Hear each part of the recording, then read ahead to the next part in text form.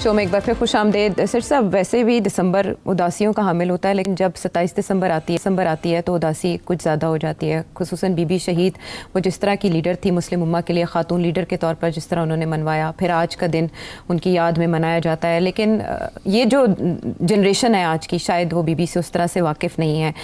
आज भी जो सवाल उठाया जाता है हर एक की तरफ से वो ये कि वो किसके लिए थ्रेट थी, उन्हें कत्ल किसने किया।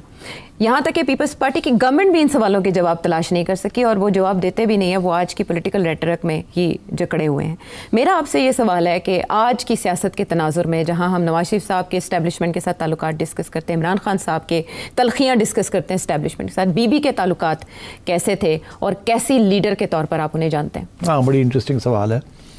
देखिए, थोड़ी सी भी तारीख याद दिलानी पड़ेगी कि मोहतरमा बेनज़ीर भुट्टो साहिबा अभी ऑक्सफोर्ड में थी और वो जुल्फ़िकार अली भुट्टो साहब प्राइम मिनिस्टर थे और उनकी पुश के ज़रिए Benazir became president of the Oxford Union. Support थी from the government of Pakistan, मगर उनकी काबिलियत भी थी। She was an excellent speaker and very articulate and she won the election fair and square for the Oxford Union and she did a great job. वो पूरी एक किताब है उनकी सहेली, तो उन्होंने लिखी है, my friend Benazir and Victoria Schofield. अच्छा, तो वो उससे वो बताती हैं कि वहाँ क्या क्या हुआ ड्यूरिंग दोज डेज और किस किस्म के उन्होंने डिबेट्स वगैरह करवाई। और भुट्टो साहब ने ये सीखा था अपनी बेटी के बारे में फ्रॉम जवाहरलाल नेहरू। उन्होंने भी अपनी बेटी इंदिरा गांधी को इसी तरीके से ट्रेन किया था। तो भुट्टो साहब की भी यही ख्वाहिश थी कि मैं अपनी बेटी को, not his sons, not Murtaza and Shahnawaz, but his daughter Benazir. तो उन्होंने भी इनको encourage किया and I think he learnt it picked it up from Nehru, जिसने इंदिरा गांधी को अपने साथ साथ रखा था। उन्होंने लेटर्स में भी अपने जिक्र किया इसी बात का, भुट्टो साहब। and Benazir then played the same role. तो मेरी पहली मुलाकात मोहतरमा से हुई 1979 में। ये नई अभी भुट्टो साहब की एक्सिक्यूशन हुई थी and she was in London. And मलिया लोधी साहिबा उस वक़्त एक सहाफ़ी थी। वो अपनी PhD उन्होंने अभी ख़त्म की थी पीपल्स पार्टी के ऊपर। अच्छा। और ये बेनज़ीर साहिबा को जानती थी। तो किसी एक खाने पे मेरी मुलाकात हुई, मुझे मलिया ले गई थी वहाँ, मगर कोई बातचीत ख़ास नहीं हुई, सलाम दुआई हुई, इससे ज़्यादा नहीं हुई। मगर उसके बाद फिर बहुत तवील अरसे तक इनकी रिलेशनशिप बिल्डअप की दोनों साइड्स ने and I came to know her very well. And जब ये पहली दफ़ा बनी है प्राइम मिनिस्टर 1988 में, तो उस वक़्त एग्ज़ाइल में थी एंड ज़ियाउल हक साहब क्रैश में फौत हो गए।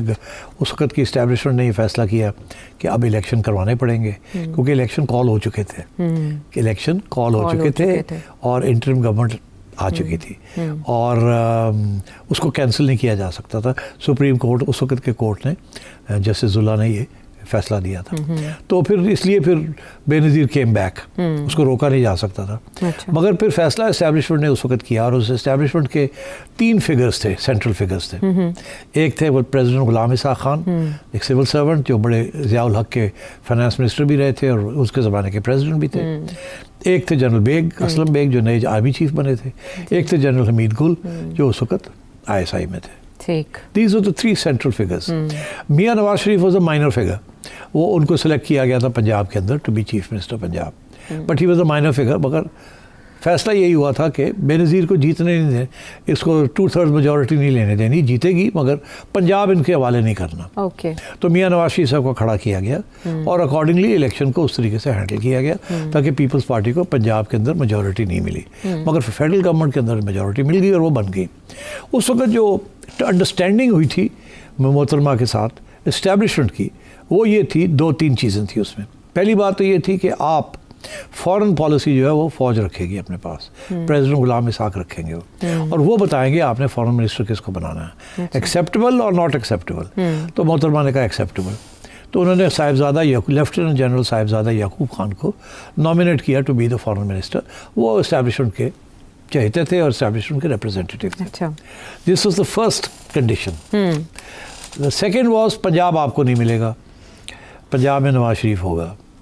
ठीक, और अच्छा समझते थे अगर पंजाब ले गई है तो फिर क्या रह गया जी। बाकी सारा कुछ तो ले जाएगी। तो ये तीसरा ये था कि आपने कोई ऐसा काम नहीं करना जिसके साथ हमारी फॉरेन पॉलिसी जो है वो डिस्टेबलाइज हो जाए, आप अपना काम करें।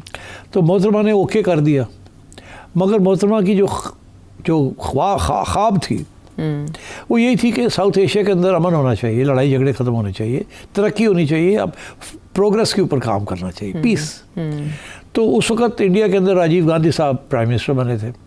तो मोहतरमा ने सबसे पहला इनिशिएटिव, 2 इनिशिएटिव्स लिए आते सार। एक तो ये कि जो सारे सियासी प्रिजनर्स थे उनको रिलीज़ कर दिया।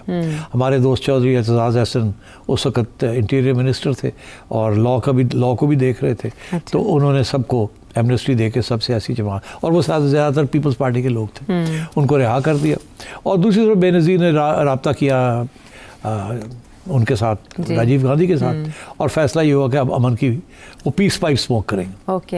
एस्टैब्लिशमेंट बहुत अपसेट हो गई। एस्टैब्लिशमेंट ने पीपल्स पार्टी के लोगों को जेल में डाला हुआ था एज टेररिस्ट्स, एज अल-जुल्फ़िकार टेररिस्ट। जी जी, वो भी एक तरफ बड़े अपसेट हो गए हैं कि दूजा है कि जी तुसी थे राजीव गांधी ने इनवाइट कर लिया थे, वो मेरे ख्याल साक का कोई था, उसने आना था, वो आया। मोहतरमा ने फैसला किया कि अब हमने नॉर्मलाइज करना रिलेशंस। एस्टैब्लिशमेंट बड़ी अपसेट हो गई कि यार रहते आधे साल गड़बड़ कर रही है, हमने तो इंडिया के साथ नॉर्मलाइज नहीं करना। तो उसी दिन फैसला हो गया था कि ये नहीं रह सकती। ओहो। और वही फिर पूरे 2 साल के अंदर उन्होंने एक साजिश के बाद दूसरी साजिश करके उसको मोहतरमा के ऊपर इल्ज़ाम लगाने शुरू कर दिए, चोर चोर चोर, जो कि हमेशा लगाते हैं हर एक के ऊपर, और वो लगा के उसकी छुट्टी करा दी। और प्रेसिडेंट अपना था, प्रेसिडेंट के पास एक कानूनी तौर पे पावर था, उसने उसको छुट्टी करा दी। मोहतरमा चली गई। अच्छा। उसके बाद नवाज शरीफ साहब को ले आए। उसके बाद नवाज शरीफ साहब का अपना झगड़ा हो गया, फिर वो चले गए। फिर मोहतरमा को उन्होंने एक मौका और दिया, वो आ गई, और कोई था नहीं। इमरान खान तो उस वक्त था नहीं कहीं भी, नहीं अभी तो वो क्रिकेट खेल रहे थे जी। हाँ, पार्टी नहीं बनाई अभी पार्टी शार्टी कोई नहीं बनी थी, उसके बाद बनी। मोहतरमा जब आ गई तो उनको फिर सेकंड चांस दी गई। सेकंड चांस से मोहतरमा ने मेरा ख्याल है उनसे कहा कि अब वो गलतियां नहीं होंगी जो पहले हुई। अच्छा। मतलब है कि हम पंगा नहीं लेंगे, अमन की बात इंडिया के साथ नहीं करेंगे। अच्छा, यानी तब पहले तो की फैक्टर्स तय नहीं हुए थे, अब हुए। तो डील के बाद ही आई थी मोहतरमा 2000? नहीं, डील नहीं, तो और कोई था नहीं, 2 ही पार्टी थी, वो एक को निकाला तो दूसरी ने आना था, उसके साथ बातचीत हो जाती थी, तो वो हो गई बातचीत। अच्छा। तो वो हो गई बातचीत, तो मोहतरमा ने आके उसके बाद मोहतरमा ने हार्ड लाइन ली इंडिया के बारे में, क्योंकि उनको पता था पिछली दफ़ा मैंने सॉफ्ट लाइन लिया तो छुट्टी हो गई, अब एस्टैब्लिशमेंट की बात माननी है as far as India is concern. ठीक है। तो फिर उन्होंने एस्टैब्लिशमेंट की बात मानी।